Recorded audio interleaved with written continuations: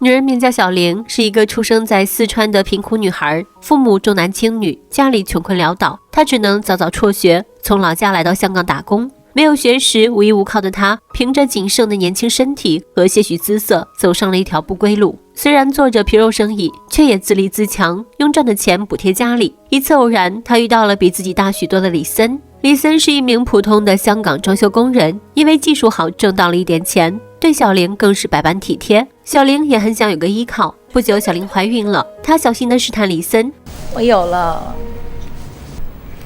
你说句话，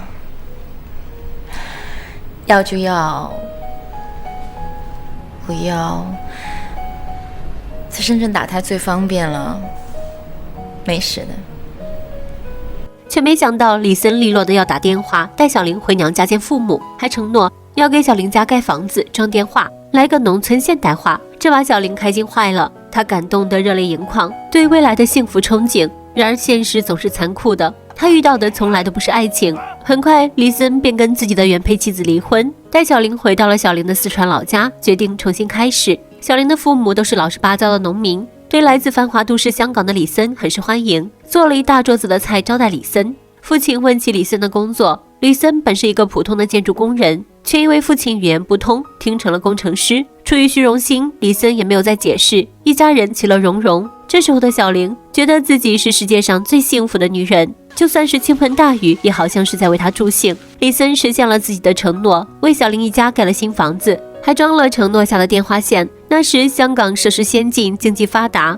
不过是底层老男人的李森，到了内地却翻身变成了上等人。四邻八乡对这个大城市来的逢人就礼貌招呼的金龟婿是十分满意和喜欢。可是也没有想到，这个看起来哪哪都好的女婿，却是个不折不扣的一官禽兽。小玲的肚子越来越大，看到已经显怀的女儿，小玲的父母十分着急。在闭塞的大山里，未婚先孕是大忌，担心女儿被人说闲话，夫妻二人开始对李森逼婚。李森却不言不语，他的目光直勾勾地盯着一旁身姿诱人的小姨子，又有了新的目标。小玲的父母虽然老实，但也不傻，他们知道李森的意思，妥协了一辈子，现在也直不起腰杆，于是便默许了李森的放肆。只要能不丢了家里的脸，又能赚个金龟婿，这些事便也算不上什么。这日，他在林子里侮辱了小玲的二妹。一向重男轻女的小玲家人，包括小玲在内，都没有过分看重这件事情，这让李森更加狂妄。成功得到小姨子的身体后，终于给小玲办了婚礼。在婚礼上，还肆无忌惮地对小姨子动手动脚，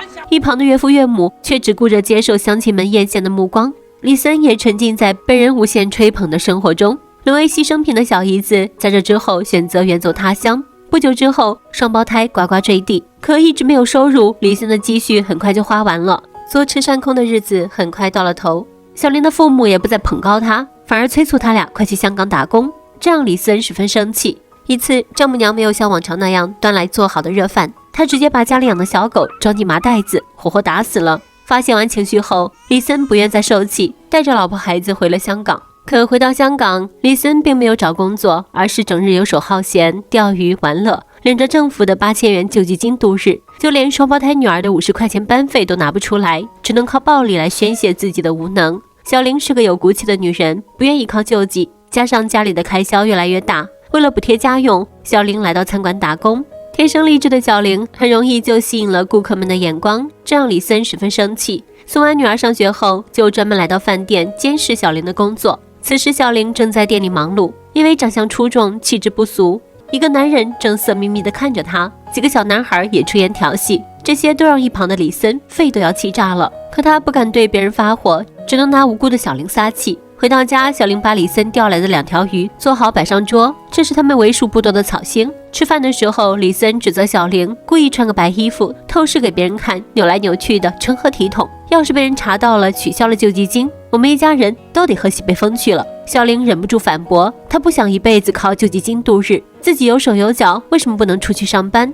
李森听到这些话，生气地抱起女儿坐上沙发，大骂小玲过河拆桥，没有我你会有今天，实在过不下去，一家人就一起死，一了百了。夜深人静，睡得正熟的小玲被突然惊醒，丈夫把她从沙发上拽起来，用鱼线捆住她的双手，还拿起一把刀威胁小玲。2个女儿被惊醒，母亲受虐的这一幕都被2个年龄尚小的女儿看在眼里。丈夫李森是香港本地人，总是嫌弃小玲，骂她是乡下人，稍有不顺心就会拳打脚踢。身在香港的小玲往老家打去电话诉苦，可父母却觉得被丈夫家暴是乡下的平常事，而且好不容易有这么一个香港的金龟婿，要是随便放弃这段婚姻，岂不被乡里人笑话？务必要坚持住，家暴不打紧。夫妻关系中，双方的地位越是不对等，李森的行径就越肆无忌惮，不知收敛。他打心底里瞧不起内地来的小玲，总认为自己是他的救世主。这天就因为小玲不小心打翻了米饭，李森再次大打出手，连踢带踹，把小玲和2个女儿赶出了家门。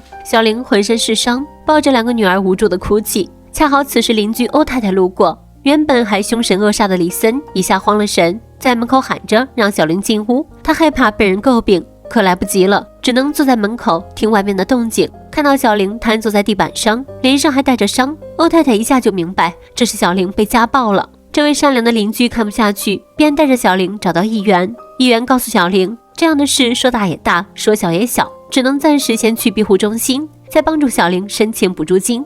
就这样，在议员的帮助下，小玲带着2个女儿来到了庇护中心。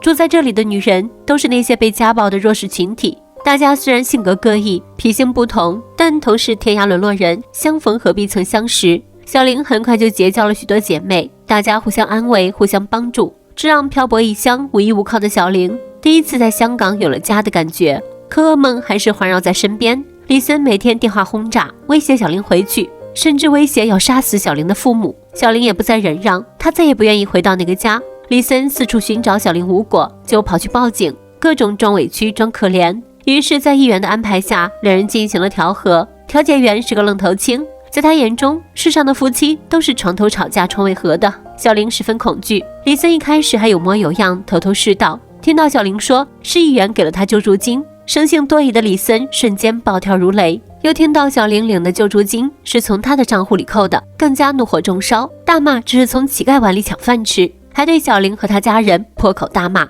小玲再也忍不住，控诉李森侵犯女儿。听了这话，调解员开始重视起来，可除了小玲的一面之词，没有更多的线索证明这件事情，也只能不了了之。再加上李森冷静过后又演起了苦肉计，直接跪倒在小玲脚下，祈求她的原谅。这一番操作下来，调解员建议2人先分开一阵子，冷静过后再做考虑。于是小玲又带着2个女儿投奔在深圳打工的妹妹，而李森却更加疯狂。他一路追到深圳，在楼道掐着小姨子的脖子，还不解气，又拿拖鞋砸过去，然后气冲冲跑下楼，抢走了西瓜摊的刀，扬言要杀人。这时小玲下来了，看着眼前可怕的丈夫，她又害怕又绝望。而李森看到妻子，情绪更加激动，眼睛直勾勾盯着小玲。只见他拿起刀撩开衣服，在自己的肚子上划了一刀，流出的鲜血格外刺眼。自残的李森走过去，又可怜巴巴地祈求小玲回家。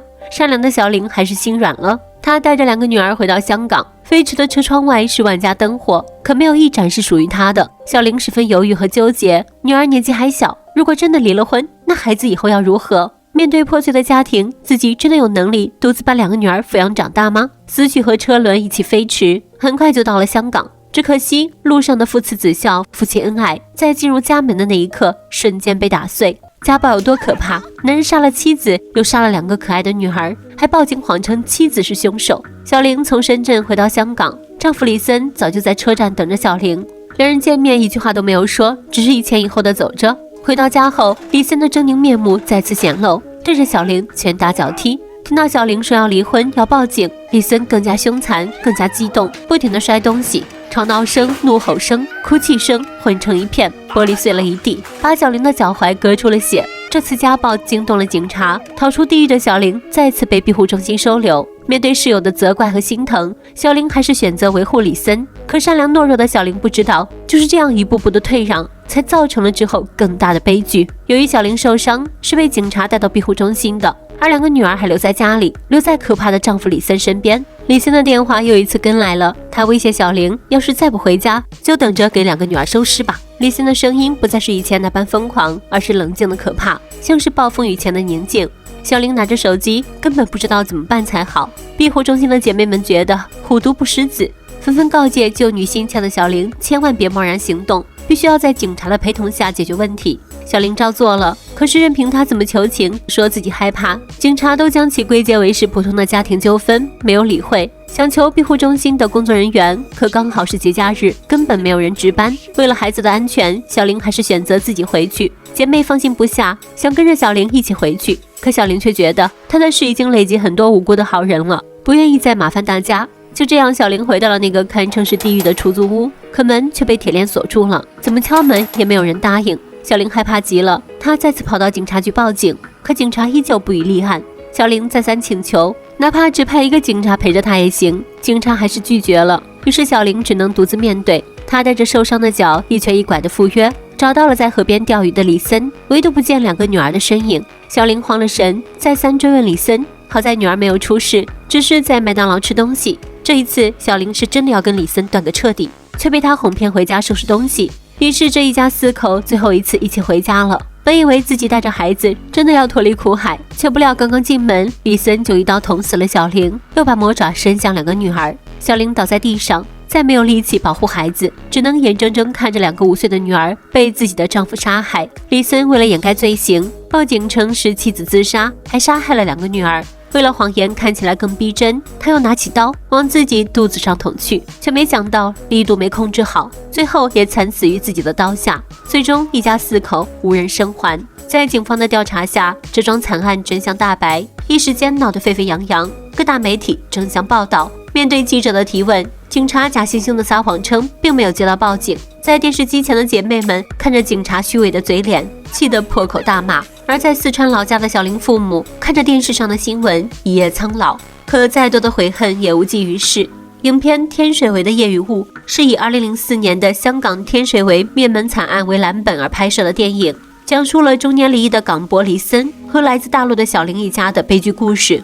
有时候女人会很容易心软，从而一而再再而三的在施暴丈夫的恳求下选择原谅，将家庭内的暴力当作是爱之深，认为他们只是出于一时的丧失理智才会干出这种事情，承诺了就再也没有下一次。可当受害者轻易原谅之后，施暴者知道了犯罪成本并不高，那下一次暴力行径一定还会再次发生。这些历史都证明，遭遇家暴哪怕只有1次也要及时抽身，面对家暴只有0次和无数次。那些宁拆10座庙不毁1桩婚，床头吵架床尾和的旧观念，只会为以后更大的悲剧埋下隐患。